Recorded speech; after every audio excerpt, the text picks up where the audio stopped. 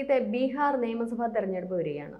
N D എക്കും കോൺഗ്രസിനും ഒരുപോലെ പ്രാധാന്യമുള്ള ഒരു തെരഞ്ഞെടുപ്പ് തന്നെയായിരിക്കും ഇത്. കാരണം അവിടെ വലിയ പോരാട്ടങ്ങൾക്ക് സാധ്യതയുണ്ട്. എന്താണ് പുതിയ വിശേഷങ്ങൾ? പ്രത്യേകിച്ച് നമുക്കറിയാം, ബീഹാറിൻ്റെ ചരിത്രം പരിശോധിക്കുമ്പോൾ എല്ലാ കാലത്തും അവിടെ പ്രാദേശിക പാർട്ടികൾക്ക് വലിയ സ്വാധീനമുള്ളതാണ്. ഒരു കാലത്ത് കോൺഗ്രസ് എല്ലാം ശക്തിപ്പെട്ടിട്ടുണ്ടെങ്കിലും ഇത്രയും കാലമായി ഇന്ത്യ മുഴുവൻ പിടിച്ചടക്കിയിട്ട് പോലും BJPക്ക് അവിടെ ഒറ്റയ്ക്ക് ഭൂരിപക്ഷത്തിൽ വരാൻ കഴിയാത്തൊരു സാഹചര്യമുള്ള ഒരു സംസ്ഥാനം കൂടിയാണ് ബീഹാർ. പക്ഷെ അതുപോലെ തന്നെ ഈ ബീഹാറിലെ ഇപ്പോഴത്തെ സാഹചര്യം നമുക്കറിയാം, കേന്ദ്രവുമായി ബന്ധപ്പെട്ട് വലിയ പ്രധാനപ്പെട്ട് നിൽക്കുന്ന ഒരു സംസ്ഥാനമാണ് ബീഹാർ. കാരണം നമ്മുടെ ഇപ്പോൾ കേന്ദ്ര സർക്കാരുമായി ബന്ധപ്പെട്ട് അവർക്ക് കഴിഞ്ഞ 2 തവണ 2014 19 കേവല ഭൂരിപക്ഷമുണ്ട്. പക്ഷേ ഇത്തവണ അവർക്ക് കേവല ഭൂരിപക്ഷമില്ല. വെറും 240 സീറ്റിലേക്ക് ചുരുങ്ങുമ്പോൾ ഈ ബീഹാറിലെ നിതീഷ് കുമാറിന്റെ പിന്തുണയോടുകൂടി മാത്രമാണ് അവിടെ അധികാരത്തിലിരിക്കുന്നത്. അപ്പോൾ BJPയുടെ നരേന്ദ്രമോദിയുടെയും കൂടി ആവശ്യമാണ് എങ്ങനെയെങ്കിലും ബീഹാറിൽ വീണ്ടും നിതീഷ് കുമാറിനെ മുഖ്യമന്ത്രിയായി കൊണ്ടുവരിക, അവിടെ ഭരണം നിലനിർത്തുക. അല്ലെങ്കിൽ അവിടെ പരാജയപ്പെടുകയാണെങ്കിൽ അവിടെ കേന്ദ്ര സർക്കാരിനെ തന്നെ ബാധിക്കും. അദ്ദേഹം ഇനി എങ്ങോട്ട് പോകുമെന്ന് പറയാൻ കഴിയില്ല. ഒരു പരാജയം മണക്കുകയാണെങ്കിൽ അദ്ദേഹം മറുകണ്ഠം ചാടാനുള്ള സാധ്യതയുണ്ട്. അങ്ങനെ മറുകണ്ഠം ചാടുമ്പോൾ BJPക്കുള്ള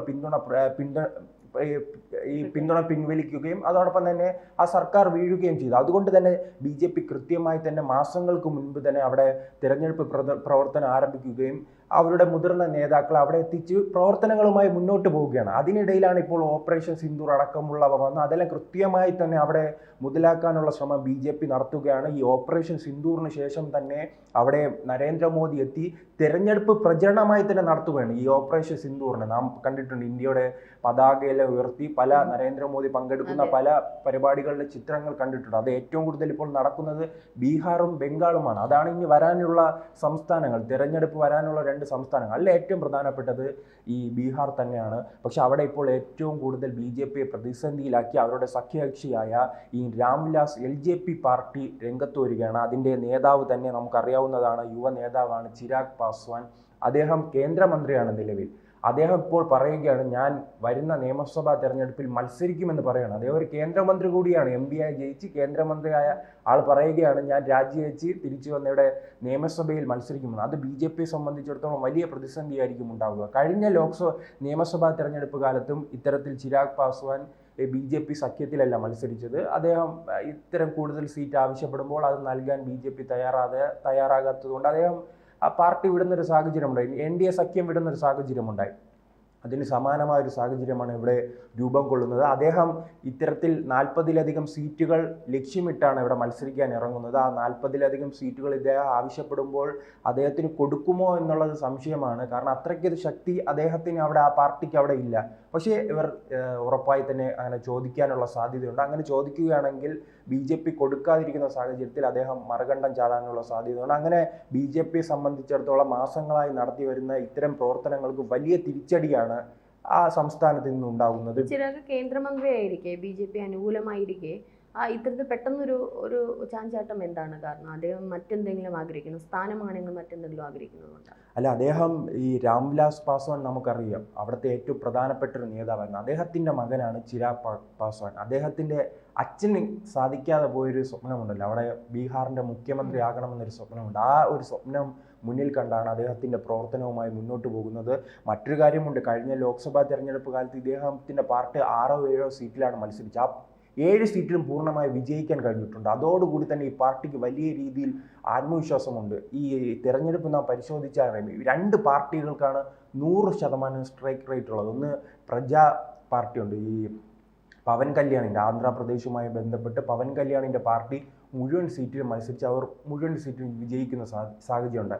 അതിന് സമാനമായാണ് ഈ ചിരാഗ് പാസ്വാന്റെ പാർട്ടിയും കഴിഞ്ഞ ലോക്സഭാ തെരഞ്ഞെടുപ്പിൽ പൂർണ്ണമായി തന്നെ വിജയിക്കുന്ന സാഹചര്യമുണ്ടായി. അങ്ങനെ 2 പാർട്ടികളും ആത്മവിശ്വാസത്തിനാണ്. അദ്ദേഹം ഇനി മുഖ്യമന്ത്രി കിട്ടിയില്ലെങ്കിൽ ഈ ഉപമുഖ്യമന്ത്രി ആയിട്ടെങ്കിലും മത്സരിച്ച് എങ്ങനെയെങ്കിലും കിട്ടാനുള്ള സാധ്യത അദ്ദേഹം പരിശോധിക്കുന്നുണ്ട്. എന്തായാലും പക്ഷെ ഇതിൽ പ്രതിസന്ധിയിലായിരിക്കുന്ന BJPയാണ്. BJP സ്വപ്നം കാണുന്നത് നിതീഷ് കുമാറിനെ. BJP ഇപ്പം നരേന്ദ്രമോദി നമ്മളുടെ ഓപ്പറേഷൻ സിന്ദൂറിന് ശേഷം ആദ്യ പ്രചരണ പരിപാടിയുമായി പോയത് ബീഹാറിലാണ്. അപ്പോൾ ഈ ഓപ്പറേഷൻ സിന്ദൂറിനെ തന്നെ മുൻനിർത്തിക്കൊണ്ടാണ് ഇപ്പോഴത്തെ പ്രചരണ പരിപാടികളെല്ലാം തന്നെ നടത്തുന്നത്. നമ്മുടെ ഇന്ത്യൻ സർവേ അനുസരിച്ച് ഏകദേശം 88% പേര്, ഒരു സർവേ കണക്കനുസരിച്ച് ഓപ്പറേഷൻ സിന്ദൂറിനെ മോദിയെ അനുകൂലിക്കുന്നവരാണ്. അപ്പോൾ ബീഹാറിലും ആ ഒരു ഇമ്പാക്റ്റ്, കാരണം ഇപ്പം ജനങ്ങൾ എന്ന് പറയുന്നത് രാഷ്ട്രീയത്തിനപ്പുറം ഒരു ജനവികാരം, ഒരു രാജ്യം എന്ന വികാരമുണ്ട്. അപ്പോൾ അതൊരു പക്ഷേ ബീഹാർ ജനതയെ കുറച്ചുകൂടി BJPക്ക് കുറച്ചുകൂടി ഒന്ന് അടുപ്പിക്കാൻ സാധ്യത. അല്ല, അതാണ് ഞാൻ തുടക്കം മുതൽ സൂചിപ്പിച്ചത്. ഈ ഓപ്പറേഷൻ സിന്ദൂറുമായി ബന്ധപ്പെട്ട് BJP അങ്ങനെ ഒരു സ്വപ്നം കാണുന്നുണ്ട്. അവിടുത്തെ പൂർണ്ണമായി തന്നെ ഇപ്പോൾ അവിടുത്തെ ബീഹാറുമായി ബന്ധപ്പെട്ട് തന്നെ ചില സർവേകൾ വന്നിട്ടുണ്ട്. നിതീഷ് കുമാറിന് പിന്നിലാണ് എല്ലാ കാലത്തും അവിടുത്തെ സ്ത്രീ വോട്ടർമാർ നിൽക്കുന്നത്. പക്ഷേ ഇപ്പോൾ RJDയുമായി ബന്ധപ്പെട്ട് അവിടുത്തെ പ്രതിപക്ഷ പാർട്ടിയുമായി ബന്ധപ്പെട്ട് തേജസ്വി യാദവ് എന്ന യുവ നേതാവിന് പിന്നിൽ അവിടുത്തെ യുവാക്കൾ മുഴുവൻ അണിനിരക്കുകയാണ്. അത് സർവേകളിൽ തന്നെ വ്യക്തമാണ്. അതുകൊണ്ട് തന്നെയാണ് BJP ഈ ഓപ്പറേഷൻ സിന്ദൂറിലൂടെ ഈ യുവാക്കളുടെ വോട്ട് തിരിച്ച് BJPയിലേക്ക് എത്തിക്കുക, NDA പാളത്തിൽ എത്തിക്കുക, അടുത്ത തവണയും വലിയ ഭൂരിപക്ഷത്തിൽ അധികാരത്തിൽ വരിക എന്നൊരു സ്വപ്നത്തിലേക്ക് കടക്കുന്നത്. അതാണ് പറഞ്ഞത്, ഈ ഓപ്പറേഷൻ സിന്ദൂർ ഏറ്റവും കൂടുതൽ BJP പ്രചരണായുധമാക്കുന്ന ഒരു സംസ്ഥാനമാണ് ബീഹാർ. അതിൻ്റെ നിന്ന് വ്യക്തമാകുന്നത് ഇവരുടെ എത്രത്തോളം വലിയ സ്വപ്നങ്ങളിലേക്കാണ് BJP അവിടെ മുന്നോട്ട് പോകുന്നത്. എങ്ങനെയെങ്കിലും അവിടെ അധികാരത്തിൽ വരിക, അല്ലെങ്കിൽ കേന്ദ്രത്തിൽ ഇപ്പോൾ ഇന്നലെയാണല്ലോ 1 വർഷം തികയുന്നത്. ഇനി തുടർച്ചയായി തന്നെ 4 വർഷം ഇരിക്കണമെന്ന് BJP ആഗ്രഹമുണ്ട്, അതിലെ മന്ത്രിമാർക്കും ആഗ്രഹമുണ്ട്, പ്രധാനമന്ത്രിക്ക് ആഗ്രഹമുണ്ട്.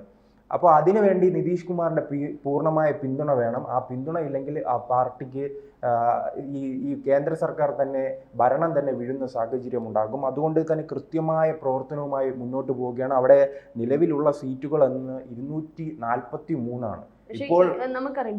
ബീഹാർ തെരഞ്ഞെടുപ്പുമായി ബന്ധപ്പെട്ടാണ് കോൺഗ്രസ് നേതൃത്വം പല രീതിയിൽ ഈ ഓപ്പറേഷൻ സിന്ദൂറിനെ പല രീതിയിൽ വിമർശിക്കപ്പെടുന്നത്. കാരണം ഒറ്റുകൊടുത്തു എന്നുള്ള രീതി നമുക്കറിയാം. രാഹുൽ ഗാന്ധി നിരന്തരം പറഞ്ഞുകൊണ്ടിരിക്കുന്ന പല കാര്യങ്ങളുണ്ട്. ഒരു പക്ഷേ അതൊക്കെ ഈ തെരഞ്ഞെടുപ്പുമായി ബന്ധപ്പെട്ട് അവിടുത്തെ ജനങ്ങളിലേക്ക് ഇറങ്ങി തിരിച്ചുള്ള പ്രചരണത്തിൽ നമുക്കറിയാം, ഒരു 1000 പേര് കേൾക്കുമ്പോൾ അതിൽ കുറച്ച് പേരെങ്കിലും ഇതെന്തെന്നുള്ളൊരു ചോദ്യം വരാറുണ്ട്. മാത്രമല്ല മഹാരാഷ്ട്ര തെരഞ്ഞെടുപ്പിൽ ഈ വോട്ട് ഉണ്ടായി എന്നുള്ള സംഭവം. അപ്പോൾ ഇതൊക്കെ ഒരു പക്ഷേ ഈ തെരഞ്ഞെടുപ്പിനെ ബാധിക്കാൻ സാധ്യതയില്ല.